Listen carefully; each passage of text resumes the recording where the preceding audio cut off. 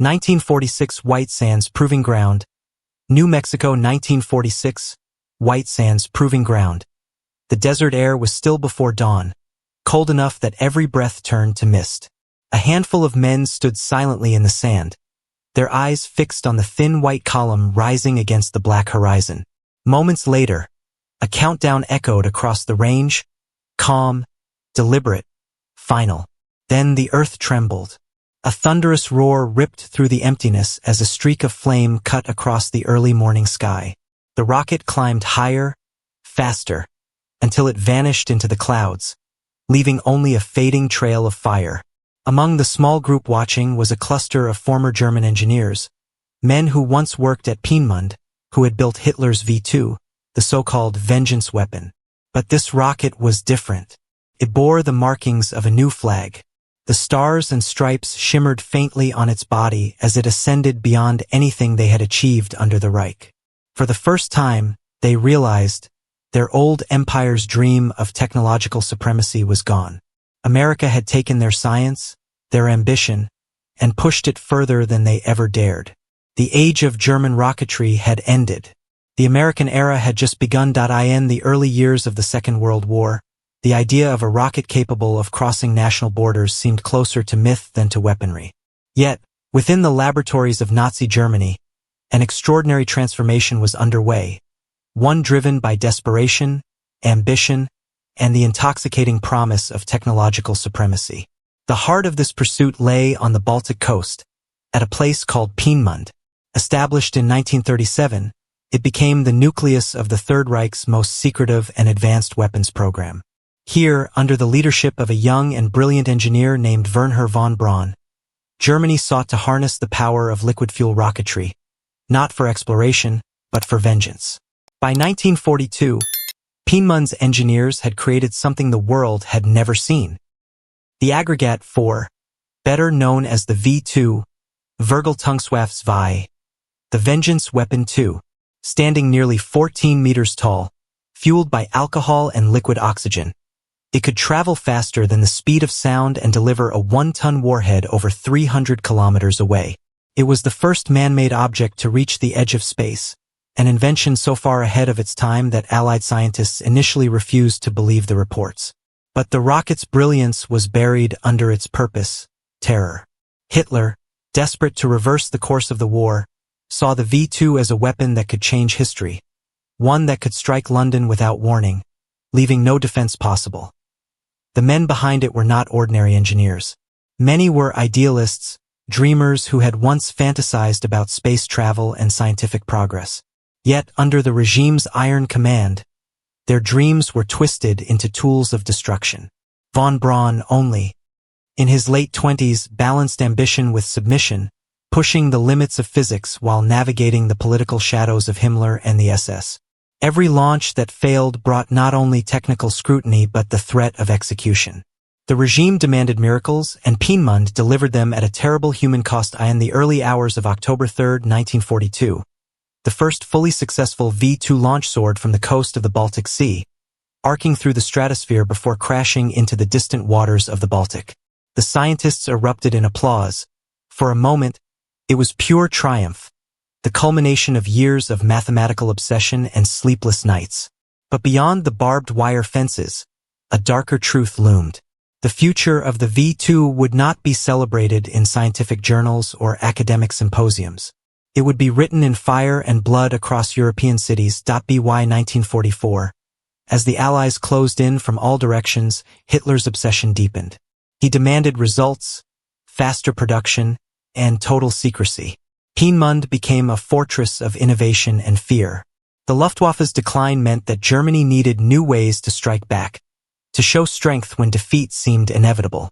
Thousands of forced laborers were brought from concentration camps, worked to death building rockets inside the subterranean tunnels of Mittelwerk near Nordhausen.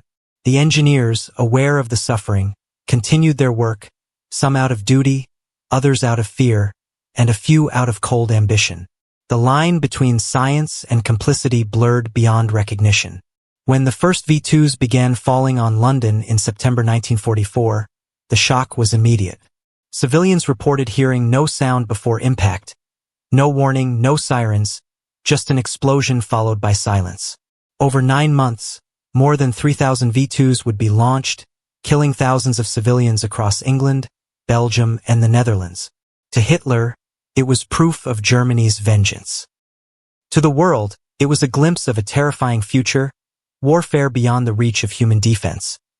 The British codenamed their response Operation Crossbow, a campaign aimed at neutralizing the launch sites in France and the Low Countries.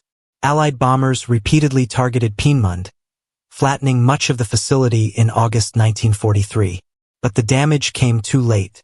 The technology had already evolved, the blueprints secured, and the men behind it scattered across Europe. Even as Germany collapsed, its scientific legacy remained intact, and both the Allies and the Soviets knew it. In the final months of 1945, the race for German technology became as fierce as any battle fought on the front. The fall of the Reich was not just about territory, it was about knowledge. American, British, and Soviet teams scoured the ruins of Peenemünde and Nordhausen, searching for rockets, documents, and above all, the men who built them. The war in Europe had ended, but a new conflict, one of science, secrecy, and ambition, had just begun. As the Allied armies advanced into the heart of a collapsing Reich, they began to uncover a technological empire unlike anything the world had ever seen. Deep inside the Harz Mountains, in a subterranean complex known as Mittelwerk, they found hundreds of half-assembled V2 rockets stacked like metallic skeletons, each one a symbol of both genius and horror. The tunnels were lined with machinery, fuel tanks, and blueprints, but the most shocking discovery was not the technology itself. It was the human cost. Thousands of prisoners from the Mittelbau concentration camp had been forced to construct these rockets in unimaginable conditions, starved, beaten, and worked to death. For every V2 that flew, at least 10 human lives had been extinguished in the process. To the Allied officers walking through those tunnels, the V2 was not just a weapon. It was a monument to moral collapse. Yet even amid the devastation, the Allies realized what they had found. The V2 represented a leap in engineering so profound that no other nation had come close. The equations, the fuel mixture ratios, the gyroscopic guidance systems, all of it revealed a level of sophistication that could transform the future of warfare and, eventually, spaceflight itself. And so began one of the most secretive and consequential operations of the 20th century. Operation Paperclip. This clandestine program, authorized by the U.S. government in the immediate aftermath of the war, sought to extract as much of Germany's scientific talent as possible before the Soviets could capture it. Under the direction of the Joint Intelligence Objectives Agency, teams of American officers fanned out across Germany, identifying, interrogating, and discreetly recruiting top scientists, engineers, and technicians from the remnants of the Third Reich's research institutions. The focus was clear: rocket technology, aeronautics, and advanced weaponry. At the center of this pursuit stood Wernher von Braun and his team. In the chaos of Germany's surrender, von Braun made a calculated decision. Knowing that capture by the Soviets would mean both personal danger and the loss of his life's work, he ordered his engineers to move south, toward American lines. Carrying hundreds of documents, drawings, and surviving rocket components, they surrendered to U.S. forces in May 1945. What followed was an extraordinary reversal. Men who had built Hitler's most destructive weapon were quietly flown to America, not as prisoners, but as assets. Their knowledge was invaluable. Within months, the U.S. Army had seized more than 100 V2 rockets, shipping them across the Atlantic to be reassembled and tested at the White Sands Proving Ground in New Mexico. It was here, under the desert sun, that the American rocket program was reborn. For the engineers who had once served the Third Reich, it was a strange new world, one without propaganda, without fear, and with resources beyond anything they had known. For the American military, it was the beginning of a new frontier. The implications of this transfer of knowledge were immense. The same technology that had terrorized Europe would now power America's dreams. Missiles that could reach beyond continents, satellites that could orbit Earth, and spacecraft that could touch the stars. But this scientific inheritance was not uncontested. On the other side of the Iron Curtain, the Soviet Union was conducting its own version of Paperclip, capturing German scientists and transporting them to sites near Moscow. A new kind of arms race had begun, not one of tanks and trenches, but of altitude, acceleration, and control of the heavens. By 1946, American engineers, working alongside the former Piedmont team, were launching captured V-2s from the New Mexico desert. The data collected from these flights transformed the U.S. military's understanding of high-altitude flight, guidance systems, and supersonic speeds. Each launch broke old limits and revealed new possibilities. German scientists who had once looked upon their work as the pinnacle of modern engineering now stood in awe as the Americans refined and surpassed their designs. For the first time, the old order of technological dominance had shifted. The Reich's brightest minds, now working under a new flag, were helping build the very machines that would secure America's global power for decades to come. And while the Cold War's shadow had not yet fully fallen, the seeds of it, the competition, the secrecy, the ambition, were already being planted in those early launches. In less than a decade, the weapons of vengeance would evolve into the engines of exploration. But before that transformation could occur, the world would witness an intense struggle of ideas, ethics, and engineering, a race that would define not just the outcome of a war, but the trajectory of human civilization itself. The story of America's rocket rise cannot be understood through technology alone. It is a tale woven from human ambition, military necessity, and moral ambiguity, a convergence of minds that once served tyranny, now working under freedom's flag. At the heart of this transformation lay a question that haunted everyone involved. Could science remain pure when born from war? From a technological perspective, the leap from Germany's V-2 to America's early rocketry programs was staggering. The V-2, once the pride of Piedmont, had reached speeds exceeding 3,500 miles per hour and altitudes of nearly 100 kilometers, a feat that no Allied engineer had believed possible. When these captured rockets were reconstructed at White Sands, American scientists dissected them piece by piece. They marveled at the design of the turbopumps, the precision of the guidance gyroscopes, and the stability of the fins that kept the missile true in flight. The engineers of the U.S. Army Ordnance Corps, led by men like Major General Holger Toftoy and Colonel Holger Nordin, recognized immediately that they were holding the blueprint for the next century of warfare.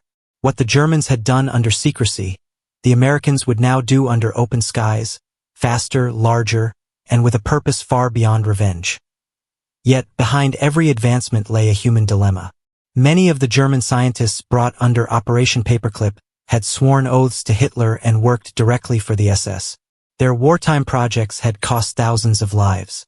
Now they were being given new homes, new names, and new lives in the United States. To some American officials, it was a necessary evil, a pragmatic move in the face of Soviet competition. To others, it was a moral compromise too great to justify. Still, the Cold War was beginning to form its icy outline, and ideology mattered less than innovation. The U.S. government knew that the Soviet Union was also hunting these same men, offering them laboratories and protection in exchange for their expertise. In this emerging contest for scientific dominance, ethics became a luxury few could afford.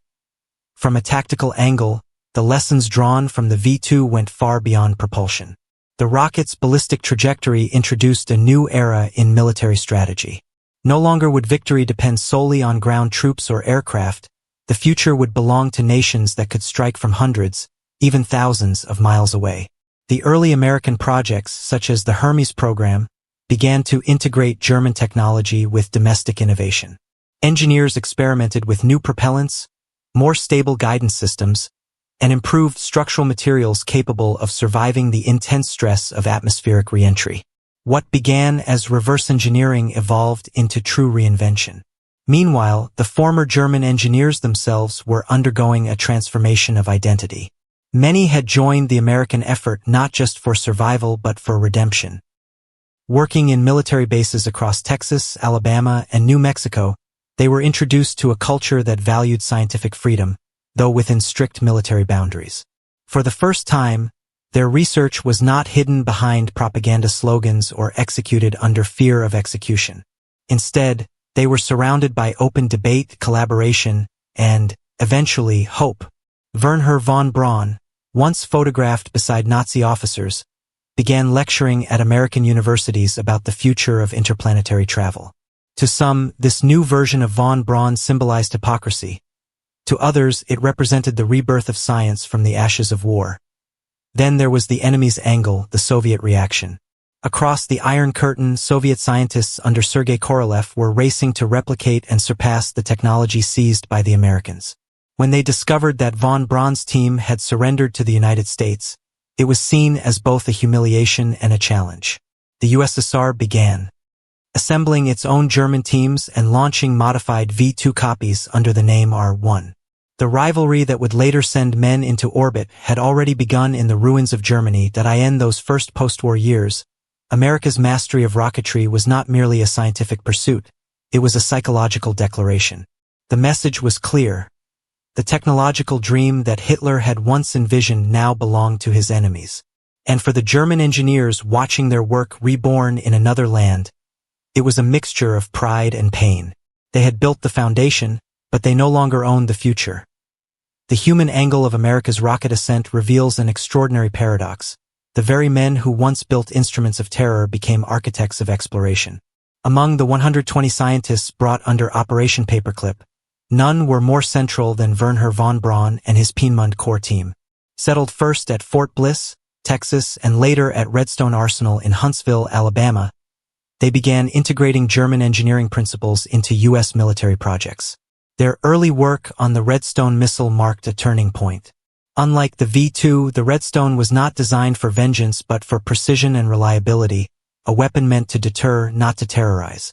The same equations that once guided destruction now laid the groundwork for deterrence and, eventually, discovery. But for the Americans who worked alongside them, the collaboration was often uneasy. Soldiers and engineers who had lost family members in Europe found themselves standing shoulder to shoulder with former enemies.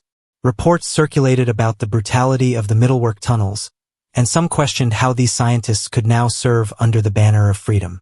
Yet results spoke louder than conscience in those years. Each successful launch, each recovered telemetry signal, pushed the United States closer to mastery of the skies. The Cold War was crystallizing, and both Washington and Moscow understood that whoever controlled rocket technology would control the balance of fear. From a technological evolution standpoint, the difference between German and American rocketry was not just in scale but in vision. The Germans had built the V-2 under the ideology of domination, to punish and intimidate. The Americans reimagined that same technology as a tool of global power and, ultimately, exploration. The Bumper Project, a series of experimental launches combining the German V-2 with America's smaller WWII Corporal rocket, became the first demonstration of this new philosophy. Conducted between 1948 and 1950, these tests achieved altitudes exceeding 250 miles, a staggering feat that pushed human technology into what could now rightfully be called space. For the German engineers who watched, it was a moment of revelation. The machines they had once built in darkness now flew under open skies, reaching heights even their wartime ambitions had never dared to imagine. From a leadership and strategic perspective, the American military's approach to technological integration was pragmatic and visionary. Rather than replicating the V-2 outright, they focused on building a scientific infrastructure that could sustain innovation independently. Institutions like the Jet Propulsion Laboratory, JPL, and the newly expanded Army Ballistic Missile Agency became centers of experimentation. American-born engineers began learning directly from their German counterparts, absorbing not only technical skills but the systematic, data-driven discipline that had made Piedmont so advanced. It was an unusual alliance, former adversaries united by equations rather than ideology. Meanwhile, the moral angle remained unresolved. The quiet rehabilitation of Nazi scientists within American institutions raised difficult questions that lingered for decades. Many of these men had once worn SS uniforms or overseen projects that relied on slave labor. Yet their names soon appeared in U.S. military reports, patents, and scientific journals. To justify this contradiction, officials argued that the nation could not afford to let such knowledge fall into Soviet hands.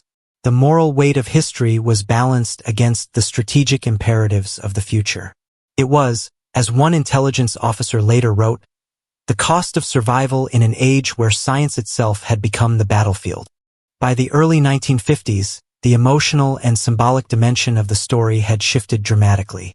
The German engineers, once isolated in the deserts of New Mexico, had begun to integrate into American society, their children attending local schools, their research shaping the next generation of missile systems. Some even started to speak publicly about space travel as the natural evolution of their work. For the world, it marked a profound transformation. The same knowledge that had once brought cities to ruin was now being used to imagine humanity's future beyond Earth. The shock that rippled through Germany's remaining scientists was palpable. Those who had stayed in Europe, working under Soviet or British programs, watched in disbelief as America's rockets achieved altitudes, speeds, and stability beyond anything achieved during the Reich. It was no longer just a contest of nations, it was the reshaping of history itself. The Reich's greatest dream had been stolen, refined, and reborn. And for the men who had once believed they were building the future, it was clear now. The future had moved on without them to be why the late 1940s. A transformation was unfolding that few could have predicted during the height of the war. The same rockets that had once terrorized London were now being launched from American soil, not as weapons of vengeance, but as instruments of discovery and dominance. At White Sands Proving Ground, a barren stretch of New Mexico desert became the stage for a new kind of competition, one fought not between nations at war, but between past and future. Engineers who had once worn the insignia of the Reich now worked side by side with young American scientists fresh from university laboratories.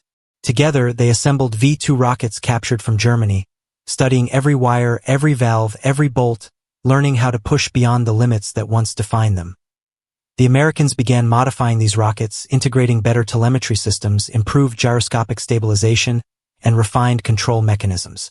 The result was a leap forward, an ability to record altitude, velocity, and atmospheric data with precision the Germans had only imagined. Between 1946 and 1952, over 60 V-2 rockets were launched from White Sands. Each flight carried scientific instruments instead of explosives, measuring cosmic rays, solar radiation, and high-altitude temperatures. For the first time, humanity was peering directly into the edge of space. The engineers realized they were no longer perfecting a weapon, they were unlocking the heavens. But the defining moment, the one that symbolized the true handover of technological supremacy, came with the Bumper Project. Conceived in 1947 and executed by the U.S. Army in cooperation with the Jet Propulsion Laboratory, the project combined a German V-2 with a smaller American-built WWII Corporal rocket mounted on top. The idea was audacious, to use the V-2's massive thrust to propel the lighter rocket into the upper atmosphere, achieving speeds and altitudes far beyond any previous launch. On July 24, 1950, at Cape Canaveral, the first successful Bumper launch sent the upper stage rocket soaring more than 250 miles above Earth, higher than any man-made object had ever traveled. The achievement stunned even the German engineers who had designed the original V-2. Men like Ernst Stullinger and Arthur Rudolph, who had once walked the halls of Peenemünde, watched as America's technology eclipsed their wartime limits. What had taken years of trial and error in Europe had been surpassed in a fraction of the time in the American desert. The combination of German foundation and American innovation had created something entirely new, a hybrid of precision and imagination. The moment the Bumper rocket vanished into the stratosphere, a new era was born. The torch of rocketry had officially passed from Germany to the United States. The psychological impact was immense. For the Germans, it was a mixture of pride and loss, the validation of their theories, yet the realization that they no longer controlled their destiny. For the Americans, it was triumph, proof that their system of scientific openness and collaboration could achieve what totalitarian control never could. The success of the Bumper project became more than just a technical milestone. It was a symbol of ideological victory. The world had witnessed two forms of power, one built on fear and one built on freedom. And in that contrast, the future of science was decided. Still, beneath the celebration, the race was far from over. Intelligence reports from Europe indicated that the Soviet Union was rapidly advancing its own rocketry programs under Sergei Korolev, fueled by both captured German designs and relentless determination. The Americans knew that supremacy in the skies would not be secured by one spectacular launch, it would require an entire generation of progress. The stakes were no longer just about warfare. Whoever mastered long-range propulsion would not only dominate the Earth but eventually reach beyond it. And so, what began as a secret military experiment evolved into something larger, the birth of a new frontier. Von Braun and his team were soon transferred to Huntsville, Alabama, where they began developing a new class of rockets under the U.S. Army Ballistic Missile Agency. These would become the Redstone and Jupiter series, direct descendants of the V-2, yet vastly more powerful, accurate, and reliable. Each successful test strengthened America's confidence and weakened the last vestiges of German pride. The old masters of Piemont now worked as subordinates in an empire that had once feared them. By the dawn of the 1950s, the transformation was undeniable. The scientists who once served Hitler now wore American uniforms, signed U.S. government paychecks, and contributed to a vision far greater than any they had known in Germany. Their rockets no longer carried destruction. They carried weather instruments, communication relays, and the seeds of what would become humanity's first steps into space. The war that had birthed terror had, paradoxically, given rise to exploration. And as the dust settled over the New Mexico desert, one truth became clear. The dreams that Hitler's empire once claimed as its own now belonged to the free world. The dawn of the 1950s marked the moment when rocketry ceased to be a relic of war and became the engine of a new geopolitical struggle. America's early success with the Redstone and Jupiter programs signaled a turning point, not only in military capability but in national identity. No longer was the United States merely the inheritor of German genius. It had become the world's foremost innovator in propulsion, guidance, and atmospheric research. At the heart of this transformation stood Wernher von Braun, now a civilian advisor under the U.S. Army, surrounded by a team that had learned to merge German precision with American imagination. Their laboratories were filled not with the echoes of propaganda but with the hum of progress, the calculated rhythm of a nation reaching toward the stars. Von Braun's team refined every component of the rocket design. The primitive alcohol-based fuels of the V-2 were replaced with more efficient propellants. Guidance systems were redesigned with electronic precision that would have been unthinkable in 1944. American engineers built upon German mathematics, introducing redundancy, telemetry tracking, and aerodynamic optimization. The results were astonishing. The Redstone rocket, first tested in 1953, stood taller, flew farther, and carried greater payloads than any weapon of the previous decade. It was the V-2 reborn, but this time it belonged to a democracy that valued progress over fear.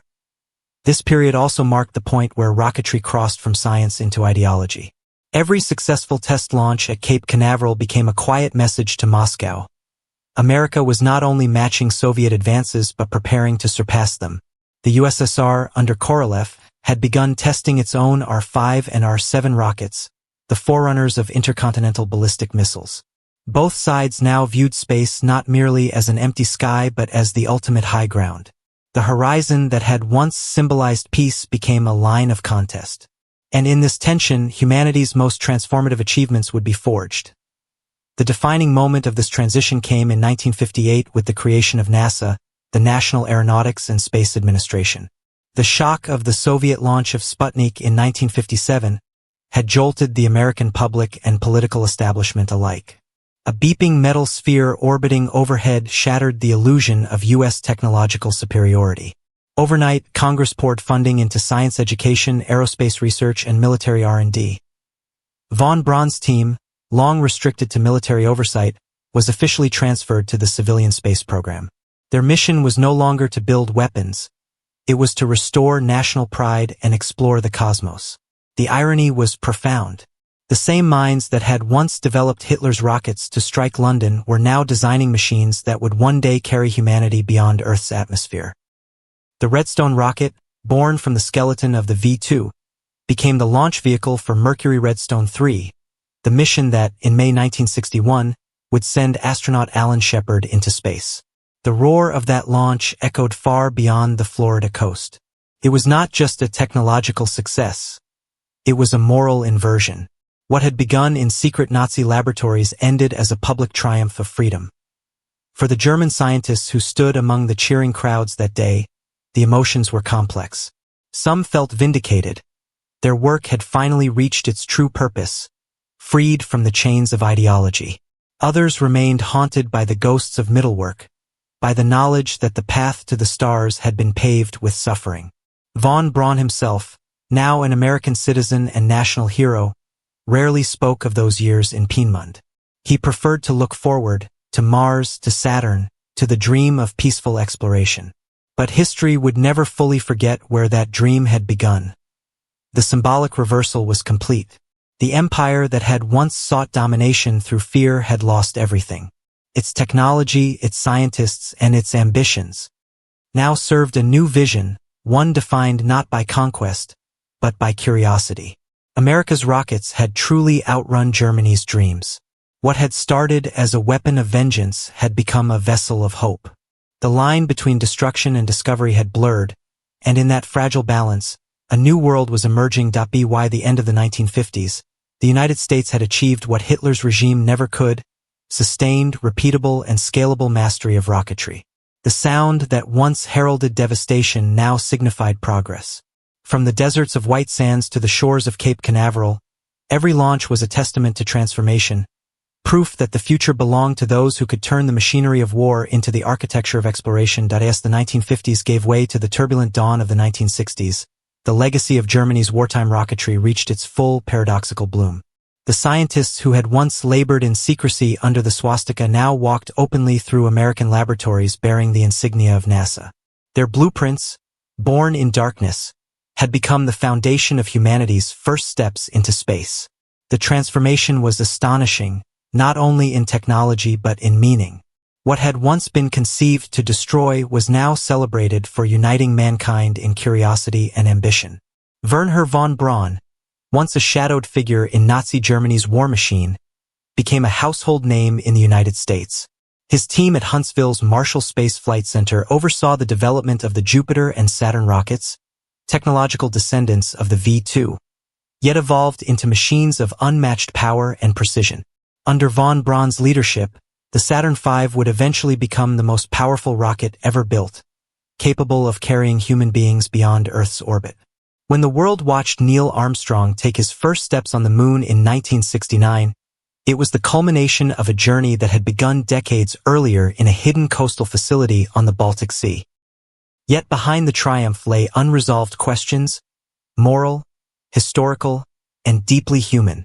Operation Paperclip had been an act of desperation wrapped in pragmatism.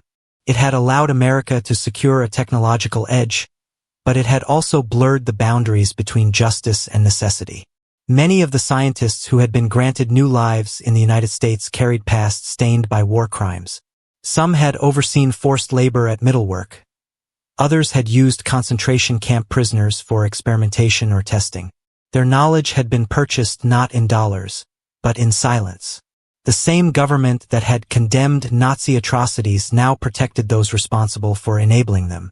It was a contradiction that haunted the moral conscience of post-war America.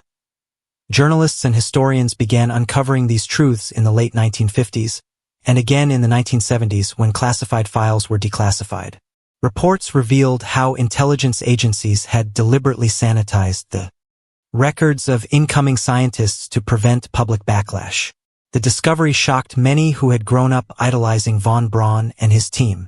How could the architects of genocide's machinery become the heroes of the space age? For some, the answer lay in the Cold War itself. The existential fear of Soviet domination justified moral compromise. In a world divided by ideology, survival demanded expedience. For the German scientists, the aftermath was equally conflicted. Many found genuine redemption in their work, seeing space exploration as a way to atone for the horrors their inventions had once unleashed. They devoted themselves to education, to peaceful applications of technology, to pushing humanity beyond its limits. Others remained unrepentant, convinced that history would remember them not for who they served, but for what they created. The moral landscape of science had been forever altered. The question was no longer whether science could be separated from politics, but whether it ever should be. Meanwhile, the Soviet Union was following its own trajectory of conquest and redemption. Using German expertise as a foundation, Soviet engineers, under the genius of Korolev, had launched Sputnik in 1957 and sent Yuri Gagarin into orbit in 1961. The Cold War's technological rivalry became the most visible expression of humanity's contradictory nature, a competition driven by fear, yet yielding the greatest collective achievements in history. Both sides were, in truth, building from the same origin, from the research, equations, and experiments first conceived in the laboratories of Piedmont. By the time the world entered the space age, the shadow of Nazi science had stretched across continents, touching every major superpower. The rockets that carried explorers to the moon shared a lineage with the weapons that once terrorized London. The irony was impossible to ignore. The scientific legacy of Hitler's Germany, a regime built on oppression and destruction, had, in a strange twist of fate, propelled humanity toward unity and discovery. It was as if the moral debts of one generation had been repaid through the dreams of another. Still, for those who had lived through the war, the transformation was bittersweet. Survivors of V2 attacks in London, Antwerp, and Liège watched the televised launches of Mercury and Apollo with mixed emotions. They could not separate the beauty of the rockets from the memories of destruction. To them, the same thunder that now lifted astronauts skyward once reduced their homes to rubble. History, it seemed, had a cruel sense of symmetry, progress and pain forever intertwined. The world had changed irreversibly. The technologies of totalitarianism had become the instruments of democracy. The laboratories once guarded by the SS were replaced by NASA's glass-paneled command centers, where data, not dogma, ruled. But even in triumph, the echoes of the past lingered, reminders that every step toward the stars carried the faint shadow of the earthbound sins that made it possible. By the end of the 1960s, America's dominance in rocket technology was absolute, but its origins could never be entirely separated from their dark beginnings. The images of astronauts saluting the stars and stripes on the moon were the proudest moments in U.S. history, yet behind every broadcasted cheer and headline, there existed a quiet acknowledgement of the moral contradictions that had made such triumphs possible. The United States had not merely won a space race. It had absorbed the scientific legacy of its former enemy and transformed it into a symbol of global leadership. What had once been the technological heart of Nazi Germany had been purified, reimagined, and turned toward humanity's highest aspirations. Still, this triumph came with unease. As the space age matured, journalists and ethicists began to re-examine the uneasy roots of NASA's brilliance. Investigations in the 1970s exposed declassified documents showing that the U.S. government had deliberately erased or concealed the Nazi affiliations of dozens of scientists imported under Operation Paperclip. Congressional hearings questioned whether the nation had compromised its own values in pursuit of technological supremacy. The revelations were uncomfortable, but they also illuminated a broader truth. The modern world had been built not by saints, but by survivors, men and women who carried both genius and guilt in equal measure. For the German engineers themselves, the duality never fully disappeared. Some, like von Braun, embraced their new American identity completely. He became a symbol of optimism and innovation, appearing on television programs, writing books, and speaking about mankind's destiny among the stars. To the public, he was no longer the rocket man of the Reich, but the visionary who dreamed of Mars and Saturn. Yet in private moments, those who had known him in the 1940s recalled a more complex figure, haunted, restless, and perhaps aware that history would never entirely forgive him.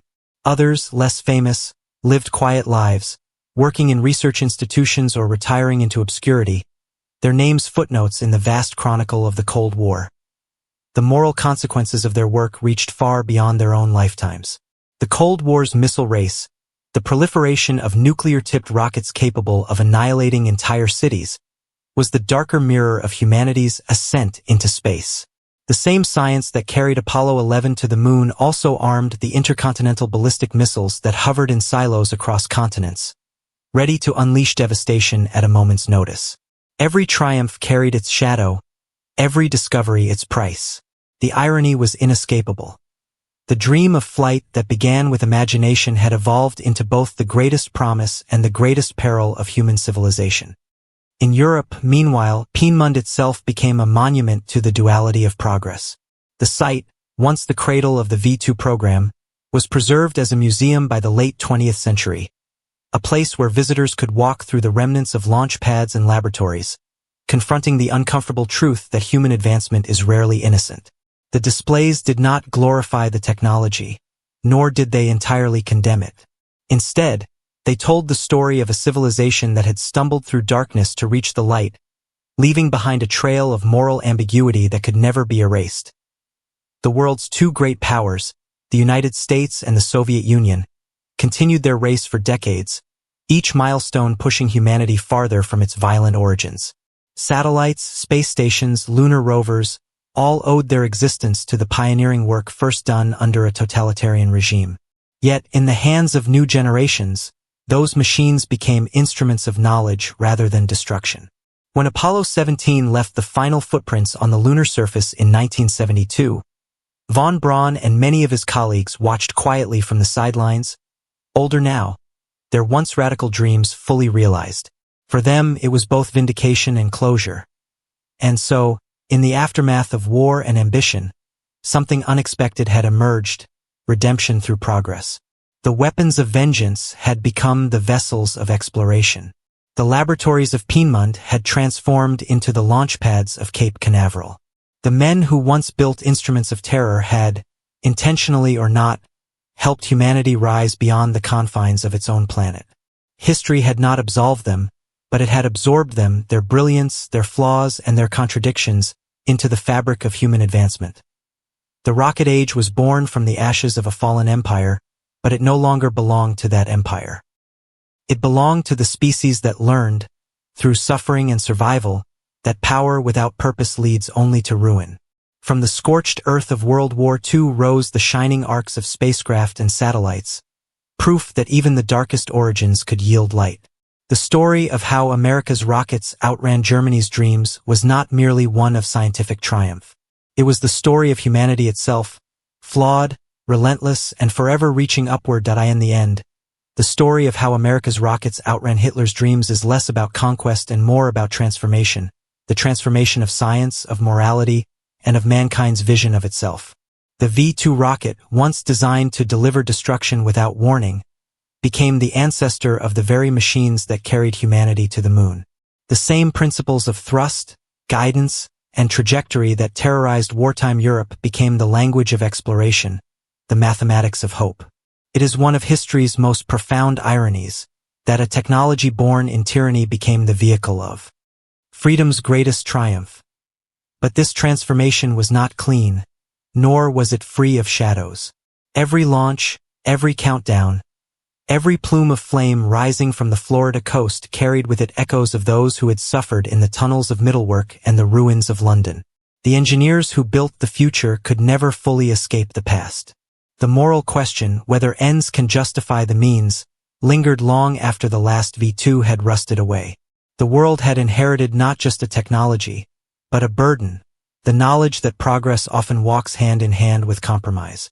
And yet, perhaps that is the truest reflection of humanity itself, our capacity to take what was meant for harm and turn it toward creation. The Americans who opened their laboratories to former enemies did not erase history. They redirected it. They proved that knowledge, once unleashed, cannot be contained by ideology. Science will move forward, whether in service of tyranny or liberty, and it is humanity's responsibility to decide which path it follows. The story of rocketry is ultimately the story of that choice. When the engines of Saturn V ignited on July 16, 1969, shaking the Earth beneath Kennedy Space Center, the sound carried more than thunder, it carried the weight of history. It was the final echo of Piedmont's legacy transformed into something greater. In that moment, the boundaries between past and future dissolved. The engineers of two worlds, one born in darkness, the other in light, had together propelled humanity beyond its cradle. The sky that once witnessed fire and ruin now held the quiet glow of a new dawn. As the rocket arced into the heavens, it left behind more than contrails. It left a message that even the most destructive ambitions can, through courage, redemption, and will, be reshaped into the engines of discovery. Hitler's empire dreamed of domination. America dreamed of possibility. And in that difference lay the true victory. The world's greatest act of war had become the seed of its greatest act of peace.